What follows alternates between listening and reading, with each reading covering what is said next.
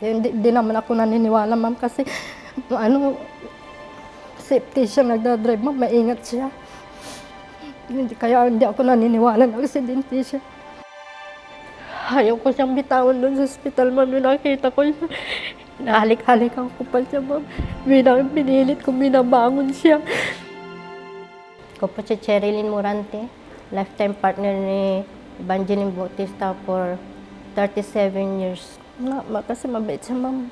Parang siya na yung buhay ko. Yung ko, ma'am, sa pag umaga, madaling araw, namamasada. Pagdating niya, magluluto. Isang estudyante po, ma'am, ang sinusundo niya. Hapon at umaga, hinatid niya.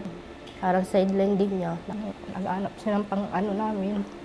Kasi may sarili na kami, nakabukod na kami. Biglang may tumawag na aksidente na siya.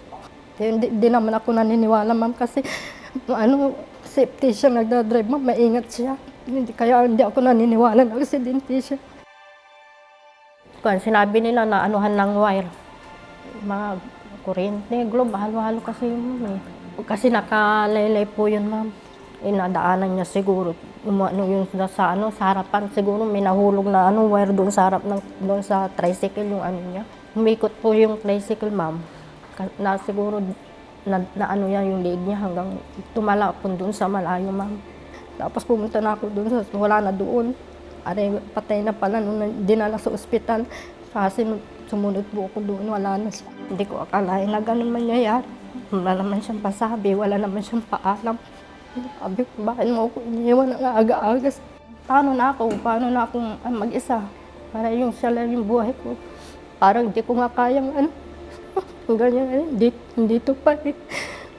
Nililibang ko lang yung sarili ko, mo. Na-insure ko si kapatid ko, sabi niya, pero ikaw ang nilagay niyang beneficiary, sabi niya. Igi naman, sabi ko. Salamat, sabi ko. Maraming salamat sa UBI. Buti na lang nandyan kayo. Tumulong sa mga nangangailangan. Napakalaking tulong po sa amin, sa pamilya ko, sa akin.